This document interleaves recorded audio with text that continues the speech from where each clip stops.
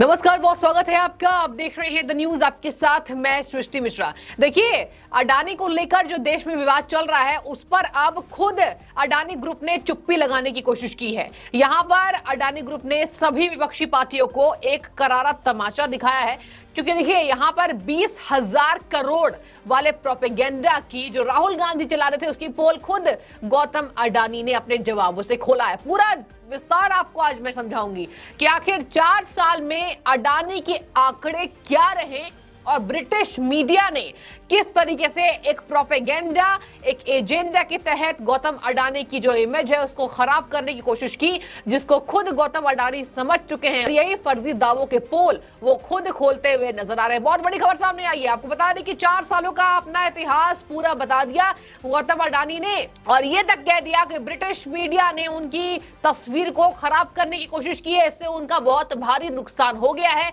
इस बात पर अंकुश लगाया जाना चाहिए। उन्होंने कई बार ऐसे कह दिया कि मेरी जो जांच चल रही है मुझे उससे कोई डर नहीं है, मेरे खिलाफ जो जांच बिठाई गई है वो कम से कम निष्पक्ष हो। इसके साथ ही आपको बता दें, गौतम अडानी ने द फाइनेंशियल टाइम्स, ब्रिटिश अखबार के भी दावों की पोल खोली है, जहां उन्होंने कहा कि जो मीडिया रिपोर्ट्स ने मेरे बारे में बताया है वो सरासर गलत है, वो बेबुनियाद है, इसके खिलाफ एक्शन होना चाहिए। मैं आज सारे आंकड़े पेश करूंगा कि 4 सालों में मैंने 20,000 करोड़ रुपए जो राहुल गांधी ने कहा है, जो प्रोपेगेंडा उन्होंने फैलाने की कोशिश की है, मुझे प्रधानमंत्री के साथ होने का दावा किया, मैं उस सबों का जवाब दूंगा और मुझे किसी का डर नहीं है। ये खुद गौतम अडानी ने कहा है, और इसको आपको बता दें एक अखबार ने, भारत की अखबार ने छापा है। आपको बता दें कि 20,000 करोड़ रुपए के निवेश को लेकर छिड़े विवाद के बीच अडानी ने 4 सालों का पूरा हिसाब सार्वजनिक किया है। इस वक्त की बड़ी खबर, जहां पर सार्वजनिक किए जाने के बाद से तहलका मचा हुआ है।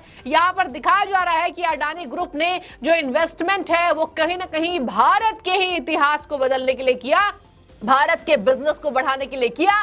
और आज जो एफडीआई को लेकर उनके झूठ बोला गया है कि कहीं ना कहीं अडानी के जो तार थे वो विदेशों से जुड़े हुए थे, अडानी ने विदेशी किसी ग्रुप को फायदा पहुंचाने का काम किया है, उसके सारे दावों की पोल खुद गौतम अडानी ने खोलकर रख दी है। और आज अडानी एक बार फिर से सनसनीखेज खबर बने हुए। दर्शकों, एक बात और यहां पर जायज है। कल जो गुलाम नबी आजाद ने कहा था कि हर 4 महीने पर राहुल गांधी विदेश जाते हैं, और जब जब विदेशी 10 अनऑफिशियल लोगों से मिलते हैं, अवांछनीय लोगों से मिलते हैं, ये तक कह दिया वो जो मिलना जुलना है वो राहुल गांधी का सही नहीं है, इसकी जांच होनी चाहिए। गुलाम नबी आजाद के दावों के बाद बीजेपी ने इस पर तंज कसा, जहां पर रविशंकर प्रसाद ने इस पर हमला बोला जमकर। रविशंकर प्रसाद ने कहा था कि मुझे भी इस बात का जवाब चाहिए, पूरी मीडिया को चाहिए, पूरे देश की जनता को चाहिए कि क्या राहुल गांधी किस अनऑफिशियल व्यवसायियों से मिलते हैं और उन व्यवसायियों के तार किससे जुड़े हुए हैं, अवांछनीय व्यवसाय। ये करार दिया था रविशंकर प्रसाद ने जब गुलाम नबी आजाद ने कहा था कि वो 10 ऐसे बिजनेस टाइकून से मिलते हैं जो अवांछनीय व्यवसायियों के बीच आते हैं। बहुत बड़ा यहां पर सवाल उनके एजेंडे के खिलाफ। और आज कहा जा रहा है कि चलिए, गौतम अडानी ने तो ब्रिटिश मीडिया को फायदा नहीं पहुंचाया, आपने, राहुल गांधी ने ब्रिटिश मीडिया को फायदा पहुंचाने का काम जोरों शोरों से किया है। और कहीं ना कहीं जो एजेंडा वो तय करके आते थे और जिसके बाद उनका जो स्वर है वो भारत के खिलाफ और आक्रामक हो जाता था, क्या उसका हिसाब किताब आज गौतम अडानी दे रहे हैं? कह रहे प्रोपेगेंडा चलाया गया, 20,000 करोड़ को लेकर झूठ फैलाया गया, कहीं ना कहीं भारत में उनकी छवि नहीं पूरे विदेशों में खराब करने की कोशिश की। इससे गौतम अडानी का बहुत बड़ा नुकसान हो गया। आज राहुल गांधी कौन से एजेंडे को चला रहे थे?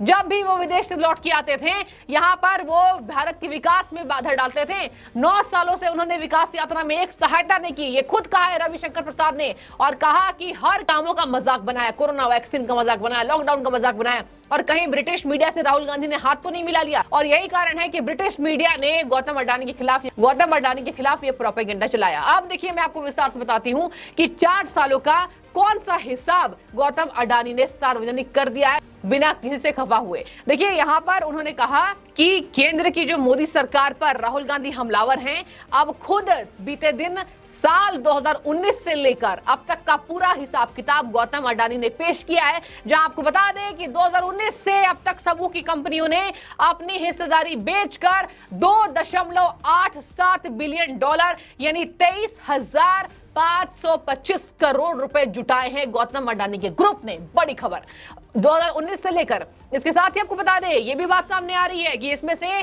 2.55 बिलियन डॉलर, दर्शकों इसका मतलब 20,902 करोड़ रुपए को फिर से बिजनेस में लगाया गया है, ताकि भारत का जो बिजनेस है, भारत का जो ट्रेड है, वो वर्ल्ड लेवल पर बढ़े। और यही कारण है कि इन्वेस्टमेंट खुद की कंपनी में अडानी ने किया। आगे सुनिए, यही कहानी खत्म नहीं होती। सार्वजनिक तौर पर अपने हिसाब को गौतम अडानी ने दिखा दिया, जब लगातार उनके काम को लेकर चोट पहुंचाने की कोशिश ब्रिटिश मीडिया ने किया।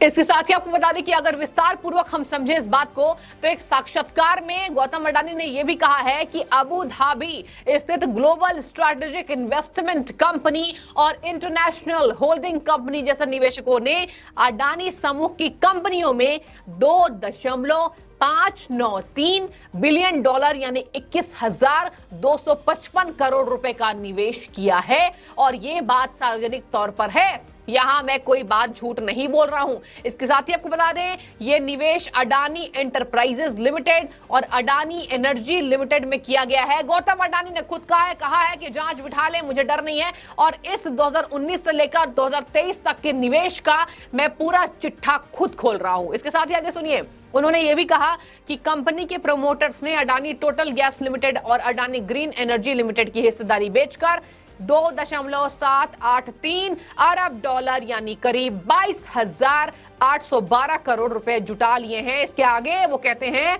कि इन पैसों को अडानी एंटरप्राइजेस लिमिटेड ने Adani ports and special economic zone limited, Adani transmission limited और अडानी पावर लिमिटेड जैसी पोर्टफोलियो कंपनी में लगा दिया है।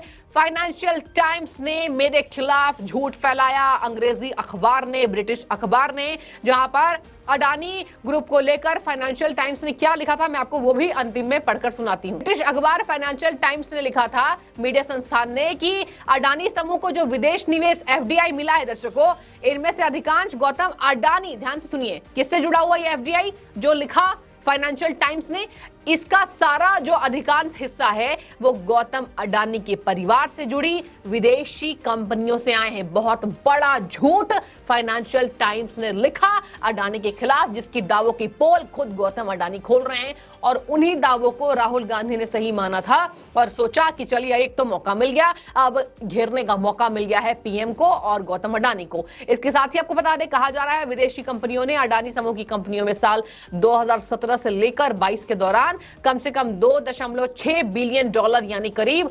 21,333 करोड़ रुपए का इन्वेस्टमेंट किया है।